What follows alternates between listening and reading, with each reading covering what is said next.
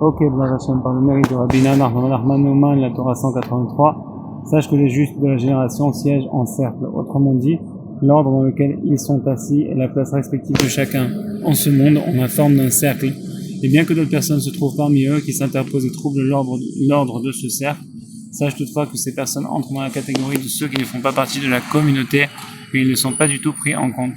Dès lors, les justes restent assis en cercle, le Saint béni soit-il siège au-dessus de tous, tel le chef du tribunal. En effet, ces justes siègent en cercle et sont assimilés à un tribunal, à partir d'où est issue la justice pour chacun et en particulier, qu'il s'agisse de la culpabilité ou de l'innocence. Il en est de même de la subsistance matérielle qui provient d'eux et qu'ils attribuent à chacun selon ce qui lui revient. L'essentiel est qu'il y ait de l'amour entre eux, un amour si fort qu'ils se voient constamment. Ainsi, cet amour doit être si intense qu'ils ne peuvent pas supporter de ne pas se voir tout le temps. Il existe d'autre part un amour en vertu duquel ils peuvent supporter de ne pas se voir, mais ceci reste un amour par lequel ils s'aiment de loin, même si cet amour reste dans la catégorie de « ils se voient l'un l'autre », comme les gens ont l'habitude de dire de quelque chose qu'ils détestent en disant « je ne peux pas le voir ».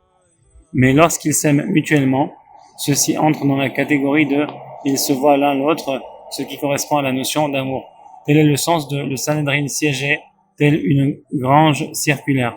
Le Sanhedrin représente la dimension des justes, d'où sortent tous les jugements et toute la subsistance. Tel est également le sens de comme une grange qui constitue la source de la nourriture et de la subsistance, dans lequel ils siégeaient en cercle.